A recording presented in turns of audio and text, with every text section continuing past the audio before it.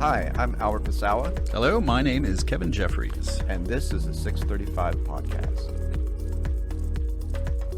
The 635 Podcast is about local politics, economics, and social and cultural issues in the Alvin Community College area. The views expressed on the show are those of the participants and do not reflect the views of Alvin Community College. All right, welcome to the podcast. We got a lot to cover today. We got a primary election coming up, and we're going to go over the sample ballots to see what type of candidates and issues are on the ballot. And then we're going to move to poll results that are coming in regarding the primaries. And these are poll results from University of Houston. And if we have time, hopefully we will be able to talk a little bit about how redistricting has affected Texas. And so, Kevin, let's get started with what is on the ballots, what will be coming up. Howdy, Albert. What we're looking at first here is the primary election ballot. We chose the Republican side because that also contains some propositions that are being offered to the voters statewide to effectively get support for these issues, which are things that perhaps the party would pursue in some legislative form later on, also signal to Republican identifiers what kinds of things the party is going to focus on this period. Now, this is pulled from the Brazoria County website. You can go to, if you just go to the elections division there, you can see them listed for both the Democrats and Republicans. Remember, you only get to vote for one of these things. And this is Precinct 1, and I can't remember off the top of my head where this is from, but since it was first in the list, I decided to pull that one up. Now, let's notice a few things. Now, one of the ways that Texas organizes its elections, again, primaries, the goal is this is an intra-party election where you have different candidates of that one party competing against each other to be the person who's going to be on the ballot in November. And you cannot, once you decide to show up in one primary, vote or participate in the other party's affairs. And this applies to both the major parties. In this case, if you're voting in the Republican side, you can't then decide you want to vote in the Democratic runoff or choose to vote or participate in official capacity with the Democratic convention. And the same sort of thing with the minor parties. Later on this summer, the Libertarians will have their convention where they'll select their candidates, and the Green Party will do the same sort of thing. So the first thing you have to do is effectively pledge yourself as a Republican for this cycle. And again, we're looking at the Republican ballot, so you see you have to agree with this. Mm-hmm. I am a Republican and understand that I am ineligible to vote or participate in another political party's primary election or convention during this voting year. And obviously the same language, except Democrat is swapped out, exists if you vote in the Democratic primary. Yeah, I think that's interesting. So, like, I always wondered how they would tally up, the number of Republicans and the number of Democrats. And is this basically it? If you voted in the Republican primary, you are counted as a Republican, so in the numbers. Well, this would be the official number of the individuals who, let's say, identify to the degree that they're willing to take that extra step and vote in the primary. There are all sorts of different ways you can try to figure out how many Republicans and Democrats might exist. One of the things we're going to see if we get far enough to discuss the redistricting, you can look at the number of individuals who voted for the Republican presidential candidate or the Democratic presidential candidate. That's one way you can do it. It could also simply be, say poll results, say that some individuals who didn't even vote, but they were part of a polling sample and they're asked if they side with one party or the other, they might, make that answer as well too. So there are all sorts of various ways you can figure out who the Republicans and Democrats are. And at some point we should probably dig in and try to find out, what proportion of voters maybe semi-frequently vote in different primaries. Like one cycle, they vote in the Republican, the other is Democrat. I mean, I would imagine there might be certain races that might draw in people willing to, switch parties to be able to support whatever candidate, they want. That certainly is something that occurs, but not as much as you might think. Increasingly, people tend to identify and stay with a particular political party. The idea of people going back and forth. I mean, that was more common previously, but right now people tend to. The idea is that people already know who they're going to vote for. The elections are won and lost by turnout, getting people out. But anyway, if you want to look through the different positions that are up, and I know we've talked about some of this, but I don't believe we actually went through the ballot. The only race for a national office is going to be for the United States House of Representatives, and you can see that Alvin Community College alumnus, no, Randy Weber is running for re-election. I believe this would be for his 4th term, though I may be getting that wrong. He has 2 opponents. I don't think anyone is expecting Weber to not win this outright. And Weber is the incumbent. He is the incumbent, Alvin Community College graduate. Now, just so we know, too, the objective here, to become the nominee, you have to get a majority of the vote, meaning at least 50%, 0.1, or more, 50% plus 1. In the general election, you can be what's called a plurality winner, meaning if somebody gets 40% of the vote and it's the top vote getter, you win the majority. You win the November election, the general election for the office itself. But in order to become the nominee, you have to get the majority. And one of the strategies that you see, and we're going to see with the poll numbers pretty soon whether or not these things are viable, is to push for or try to get a runoff. For example, you see Greg Abbott, governor, running for his 3rd term. He's challenged by, what does that look like, 7 different individuals. A couple of them are kind of noteworthy, Don Huffines and also Alan West.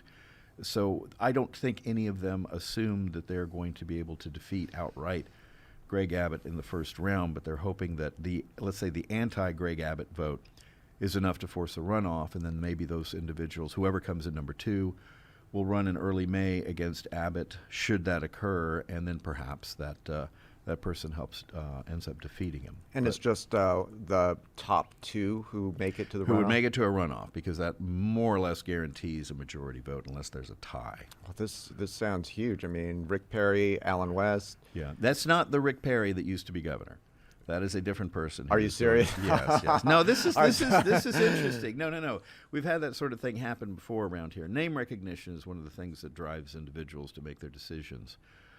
Anyway, if you want to run through the rest of this, we see different names. We'll see this also with the poll results. Dan Patrick, the incumbent lieutenant governor, has 5 Republican opponents. I don't think anyone expects him to not win outright next week.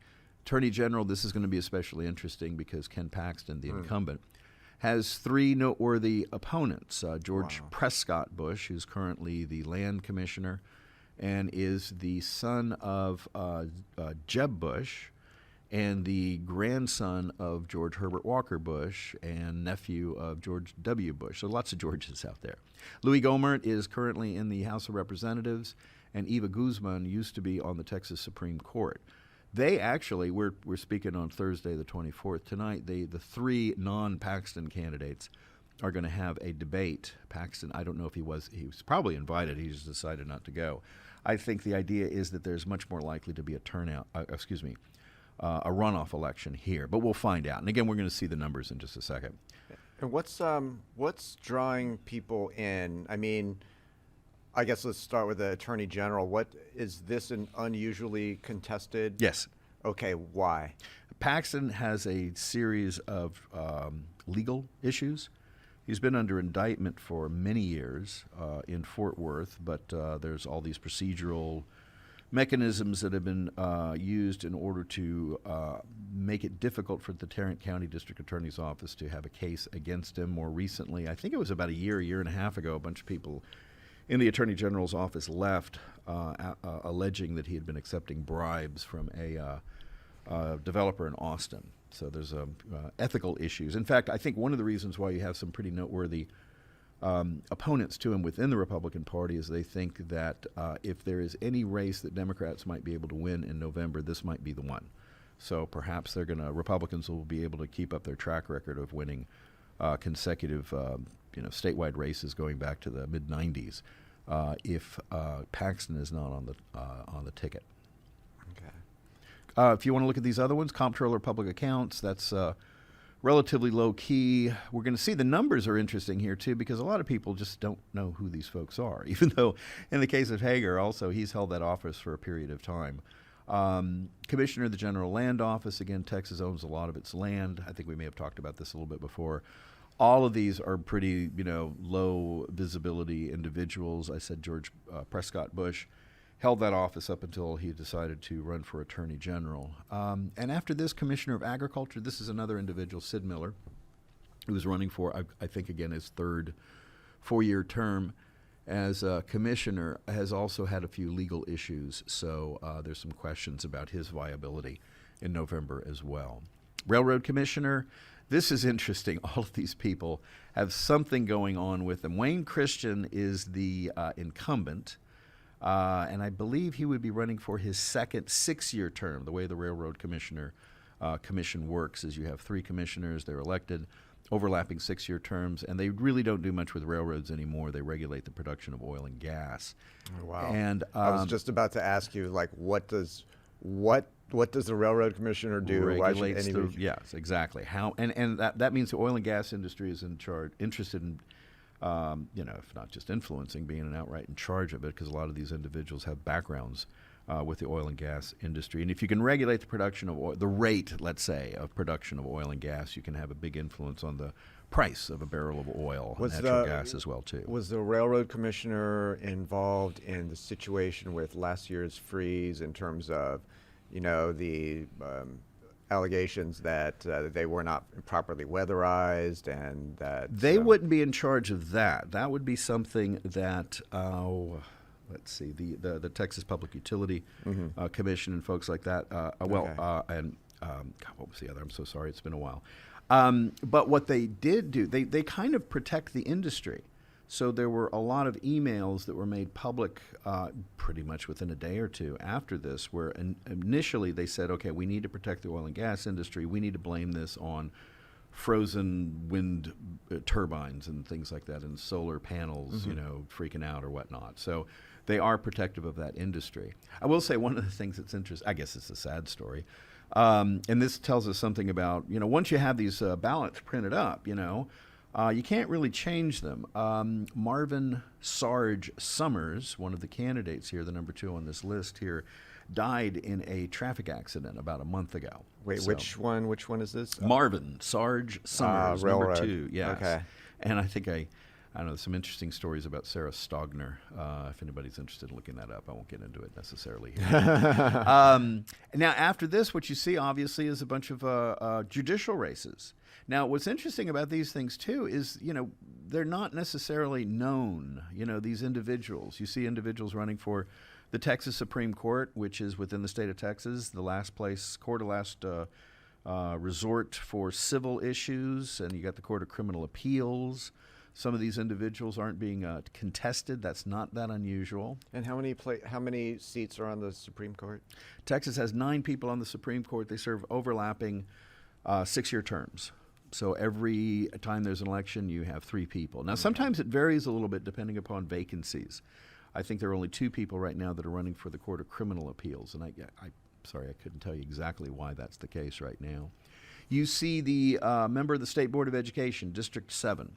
We are in Michael Barton's district. He's running for re-election. He's being challenged by 3 different individuals, and that has been increasingly contested because, of course, some of the issues associated with teaching, quote, critical race theory, close quote, and how race is dealt with, and a bunch of other issues. Those are the sorts of things that come to a head at the State Board of Education. The nature of the textbooks that are selected, content, and things like that. After that, you see state senator, state representative, and you'll notice that neither the state senator, Joan Huffman, or the state representative in this ballot, Alvin Community College, is represented by somebody different. Here you got Cody Thane Vasut. I can't remember exactly how you pronounce that name. Senate District 25. We are represented by Ed Thompson in the House of Representatives. And we used to be represented by Larry Taylor in Senate District 11, but Mr. Taylor's decided to retire. So there would be just a open race right now. You see other judicial races as well, too, and then you get to a bunch of county races as well, which we can, if we have more time, we can kind of get into the detail of some of those positions. And I think we've kind of done that a little bit before. What I thought was and just so we know, too, what you get to do if you choose to vote in the primary, you become a member of what's called a temporary party organization, meaning you can make decisions about the party, including, as we can see in, I think this is the 3rd page, selecting the county chair. Shane Green is not being challenged, so that would be the individual who would run the affairs of the Brazoria County Republican Party for the next 2 years. Same sort of thing with the Democratic Party. They do the same thing. And if there is a person who is being challenged, the precinct chair, again, this is precinct 1, and there would be actually a chair elected for each party. Generally, those are not contested, and if they're not contested, you don't see the name on the ballot. So the person who's there is just going to waltz right into another term. So now we have the party propositions, if we want to go through this really quickly. And now the reason this is an important thing for us, this gives us an idea of what sorts of things the Republican Party is going to promote, let's say, between now and the general election. And remember, the goal of each political party is to be able to control, among other things, is to control the legislature. Republicans in the state of Texas want to continue to hold on to the majority position in the House and the majority in the Senate as well, too. And these could end up being the source of legislation. If nothing else, the kind of things that might drive Republican identifiers to the polls, because, the way that, I think I mentioned this a little while ago, the way that politics works right now, it's not so much convincing individuals to vote for your side. People have kind of made up their minds already. It's convincing individuals to show up to vote. So it's a game of turnout. And this is the kind of thing that you would assume that the state Republican Party is offering to the voters in all the 254 counties to give them an idea about what sorts of things they think are important to get their support, and by asking a series of yes or no questions to these propositions. And let's run through these. Oh, wait, before we go there, I was just wondering, do these ever get checked no? I mean, what's the rejection rate on these? It almost seems like they're written sort of knowing that people will mostly widely support it. I mean, they are widely supported. You can get access to, I actually posted some of this on my website, to the 2020 results. And they were all basically like 90 to 10, 85 to 15, maybe the more controversial ones. But yeah, I mean, these aren't really, I don't want to say non-serious questions. They're not serious in the sense that they're really legitimately curious. It's like, again, kind of like a message. Like, well, it's kind of like signaling the Republican Party organization, people running the party at the state level, trying to communicate with the people who are voting with the Republican Party what sorts of things they think are going to be important, what sorts of things they should focus on. Now, surprisingly, and I don't know the answer to this question, the Democratic Party doesn't do the same sort of thing, and I don't know why. Because it seems like an interesting tactic that Republicans are able to do in terms of focusing on a small set of issues. Maybe they don't do the same thing, meaning they don't put any party propositions? They don't have the party propositions. Oh. No. So, anyway, the first one, in light of the federal government's refusal to defend the southern border, Texas should immediately deploy National Guard, Texas military forces, and necessary state law enforcement to seal the border, enforce immigration laws, and deport illegal aliens. So obviously a way to try to focus attention on the border, get people thinking about, illegal immigration. Proposition 2, Texas should eliminate all property taxes within 10 years without implementing a state income tax. Wow. There have been efforts to try to minimize the collection of property taxes for quite some time. One of the things this would do, if it actually occurred, very much weaken the autonomy of independent school districts, community college districts, counties, cities, and whatnot, because you'd be more dependent upon the state for funding. And if you're depending on the state for funding, then they would have more leverage over you. So that bans property taxes, according to this proposal, it would ban property taxes imposed by any apparently district or one would presume. Now, of course, this is just a vaguely worded sentence. I'm sure there's a lot of what ifs, here and there, but that's not what this is about. This is like, sending out a particular sort of a suggestion. Now, of course, what this would mean, and this says don't implement a state income tax, it would mean an increase in sales taxes. Sales taxes, however, is primarily a state thing. Now, again, local governments, cities can collect sales taxes as well, too. I don't know if there's an outright, I can't answer this question, outright ban on local governments collecting sales taxes. But you would see an increase there if there would be a replacement for that revenue. Maybe that's not the point. But again, the big thing is going to be the fact that the legislature, the state, will have more control over local governments as a consequence of that. Proposition 3, Texans should not lose their jobs, nor should students be penalized for declining a COVID-19 vaccine. So that whole issue associated with vaccines is presented to the Republican voters. Proposition 4, Texas schools should teach students basic knowledge and American exceptionalism and reject critical race theory and other curricula that promote Marxist doctrine and encourage division based on creed, race, or economic status. That's the Texas 1836 project. It's kind of no, I don't think it is, because we were looking at that one time. And I think that was passed by the legislature, and this whole focus on critical race theory really didn't develop until after the legislature was over. And I don't remember that being mentioned. Now, I could be wrong. We could look at the 1836 project at some point as well. But anyway, using animosity towards critical race theory, and I think we may have talked about some of the issues related to that. Is it really being taught or whatnot? But we can hold off on that. Yeah, I don't remember that Texas 1836 project specifically mentioning critical race theory, but it's sort of like an indirect attack. It was kind of obvious that it was a response to that movement. Could, be in line with that, or maybe just the next step, just trying to keep that issue alive. Proposition 5, Texas should enact a state constitutional amendment to defend the sanctity of innocent human life, created in the image of God from fertilization until natural death. So obviously this would say let's not just outlaw abortion or limit abortion in statutory code. Let's also put that in the state constitution. Proposition 6, the Republican-controlled Texas legislature should end the practice of awarding committee chairmanships to Democrats. Right now, parties are not the tight units in the state legislature that they are on the national level. On the national level, if you're the majority party, you can control all the committees, you can control the committee chairs. The lieutenant governor and speaker of the House can appoint anybody they want to chair committees. And how common is that? Very.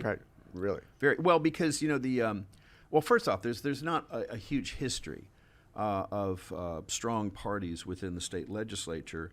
There was none until about 40 years ago. Then all of a sudden you saw the development. Remember, we were a one-party Democratic state until effectively after Johnson's election to the White House as VP under Kennedy, and then there was an open seat, and divisions with the Democratic Party allowed for a Republican, John Tower, to replace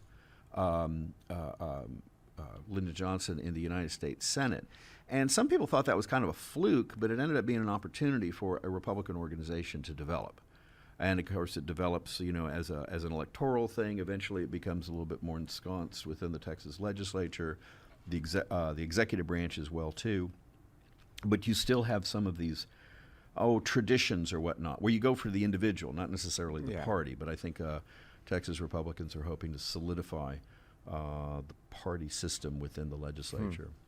Proposition 7, Texas should protect the integrity of our elections by verifying that registered voters are American citizens, restoring felony penalties and enacting civil penalties for vote fraud, and fighting any federal takeover of state elections. So making sure that maybe this touches on the Voting Rights Act, which has basically been weakened practically into non-existence.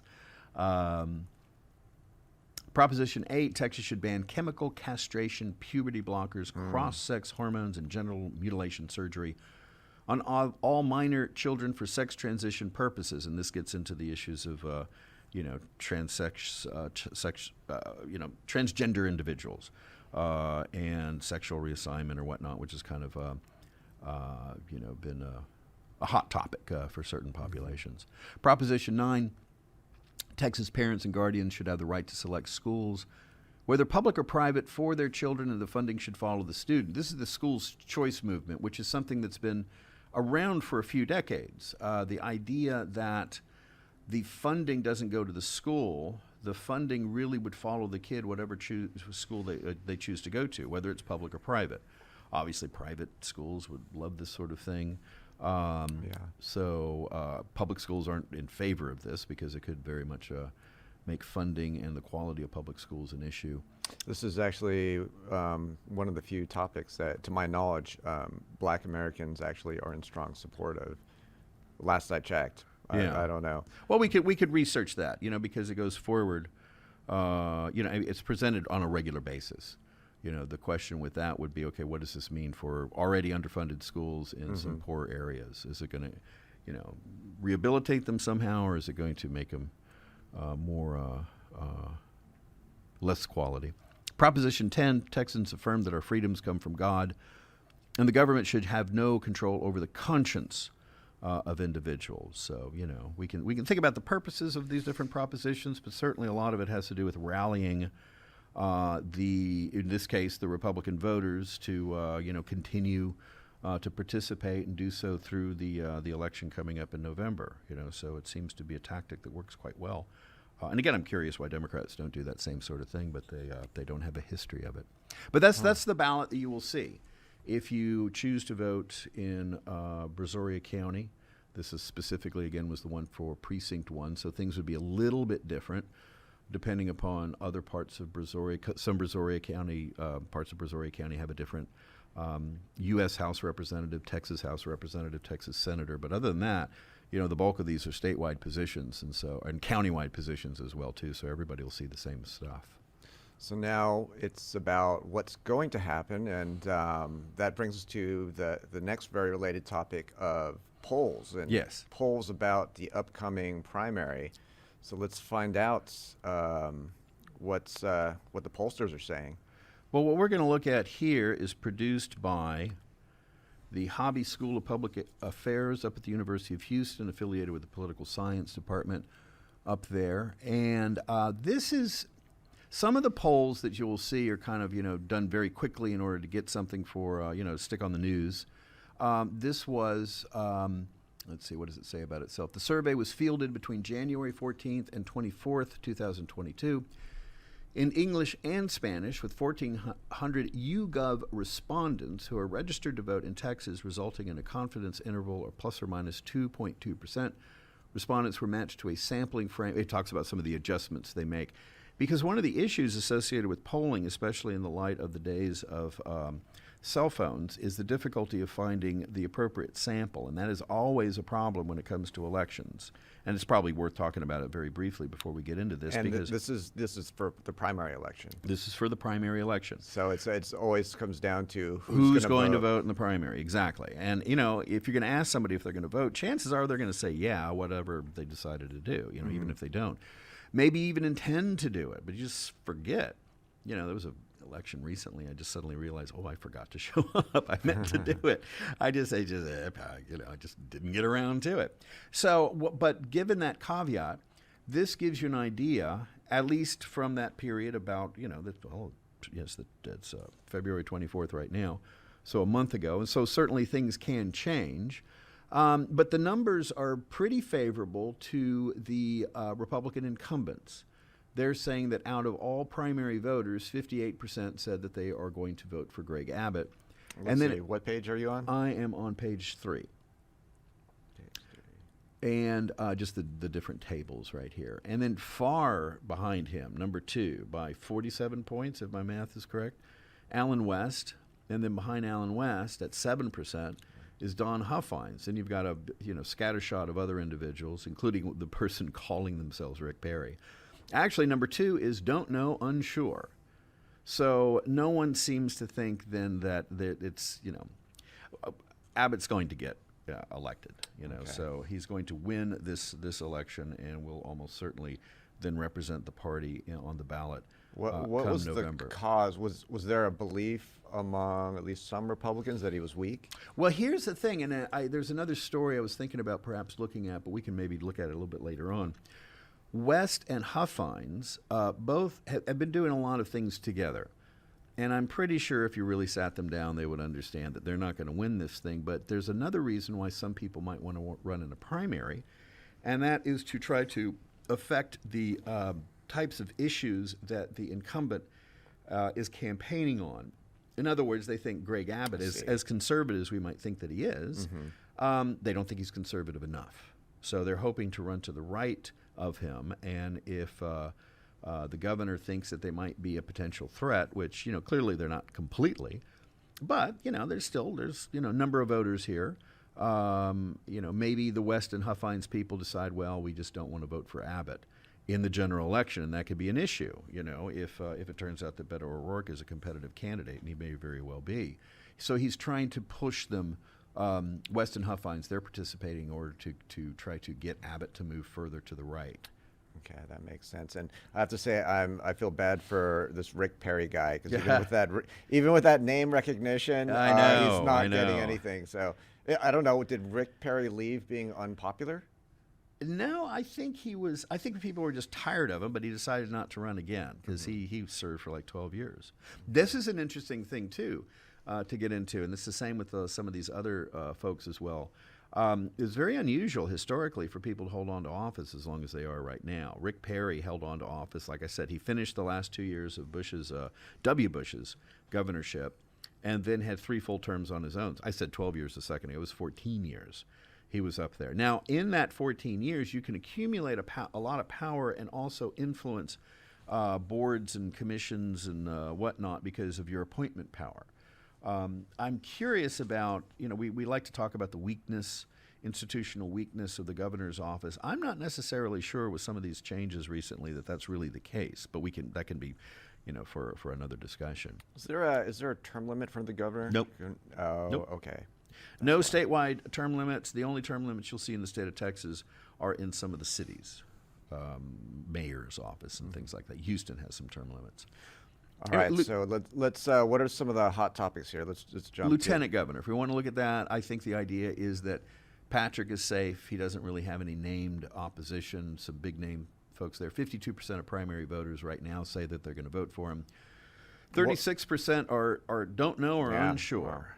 So the rest of these folks from 4 to 1%. So no one is thinking that he is not going to win in the first round. Now, it's a different issue, as we mentioned, with the Attorney General. Wait, before we go to there, what does the Lieutenant Governor do?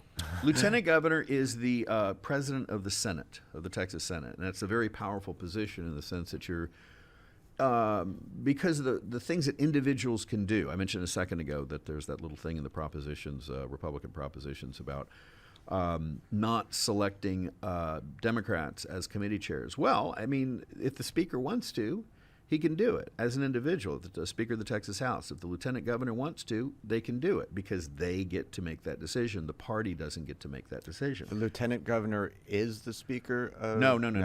The Speaker is the leader, the presiding officer of the House of Representatives, and is selected by other individuals in the House of Representatives.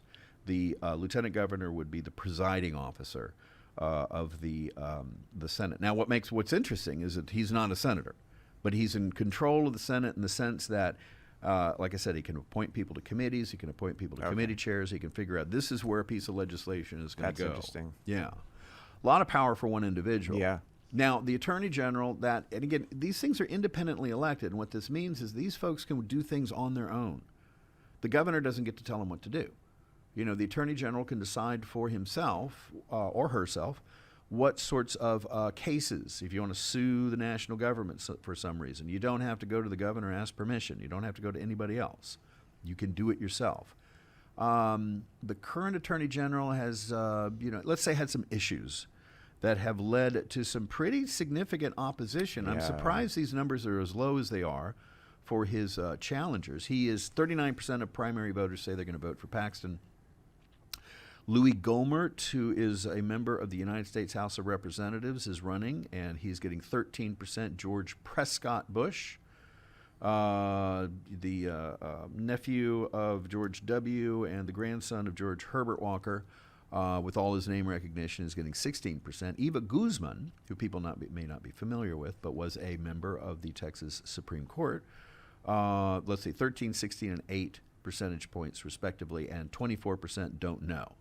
So there is a reasonable chance that there is going to be a runoff because it does, Paxton isn't quite up to a majority right now. Now, again, this is an important thing because if Paxton does not get it in the first round, what this means is that the non-Paxton Republicans could effectively coordinate against him. So whoever comes in number 2, it looks right now would be George Bush. George P. Bush, maybe the Gohmert people and the Guzman people, they want to replace Paxton. And there apparently is some concern in the state party that because of the Attorney General's troubles, might be vulnerable to a Democrat. We don't know if necessarily that's the case, but it could be the case. And, Democrats are kind of hungry for having a statewide win within the state of Texas, so that could potentially happen. You got the comptroller also, and the current incumbent is the Republican Glenn Hagar. No complaints about him. He's basically the treasurer of the state of Texas, also the revenue estimator, things like that, the person in charge of the flow of money into the Texas Treasury from different sources. 28% of the voters say they're going to vote for him. The only other name on here, Mark Golobi. Golobi? How would you pronounce that? Golobi. 8%. 64% don't know, unsure. Chances are, again, too, because this is a low visibility race. I mean, a lot of people aren't really sure what the comptroller is. Yeah, that's 64%. Like, what is that? It's even worse with the land commissioner. I mean, at least with George P. Bush, you had a George and you had a Bush, so people knew what that was. They should change the names of these offices so they're more informative. Well, yeah, but also the people that are running, too. Yeah, exactly. I mean, we're looking at 8 different names, totaling 20%. Don't know, unsure, 80% of the people that are going to go vote in the Republican primary. John Spears, Victor Avila, Weston Martinez, Rufus Lopez, and again, it's very difficult for these individuals to get their name out there. Another problematic race would be for the Texas Agriculture Commissioner. This is the person that promotes agriculture, spearheads research into different areas, also is the individual responsible Where is for that? Okay, I found it. Weights and measures. Yeah. Ooh, weights and measures. Are we going kilo? No. No. That would, I'm feeling that would not go across well. Not at all. Sid Miller has had his own issues. 34% of primary voters say they're going to vote for him. But then you got 2 other people, 7% and 4%, James White, Kerry Council. But again, this might not be necessarily because people aren't into Sid Miller. It's just that, again, they don't know who these people are. Low levels of knowledge when it comes to a lot of these people. So 55% of the respondents here said they weren't sure. And remember, again, these numbers are people who say they're going to go vote in the Republican primary. So these are kind of significant. Railroad commissioner. We saw that as well, too. No one is in the double digits. The current office holder, Wayne Christian, has 9% support. Wow, how is that possible? Well, no one knows who no these one knows. people are. No name recognition. Yeah. Oh, and you mentioned too, you're kind of talking about, well, are you regulating railroads here? It's been oil and gas regulation for over 100 years, and there was actually about, I think, 3 sessions of the legislature ago, a proposal to change, a constitutional change, renaming the Railroad Commission to the Oil and Gas Commission, and it was defeated. So it could be that, some people like the fact that folks aren't exactly sure what's going on here, because if you don't know what it's about and who these people are, it's very difficult to have oversight of them. Yeah. So again, 74% don't know. Does that mean they default to the incumbent? Because it will say, when you're voting, it'll tell you which one's the incumbent, and some people just say, well, if it ain't broke, don't fix it. Okay. That'd be interesting if they did these polls where people were informed who the incumbent is. Yeah. Oh, that's probably what they should do, which would simulate more what happens when people go into the voting booth. You know what? I don't know. It doesn't say. In the poll? Maybe they had. Maybe they didn't. I don't know. That number has got to be higher if it just said incumbent. Well, let's look a little bit at Democrats. And there's also, towards the bottom, the big race that people are anticipating would be between Greg Abbott and Beto O'Rourke. Beto, wow. 73%. So he's doing well. Remember, he ran for the Senate 4 years ago. Was it 4 years? Yeah. Never heard of any of these other people. There you go. Yeah. 16% say don't know, unsure. The rest are 4, 3, and 1%. So yeah, Beto is going to get it. And there you go.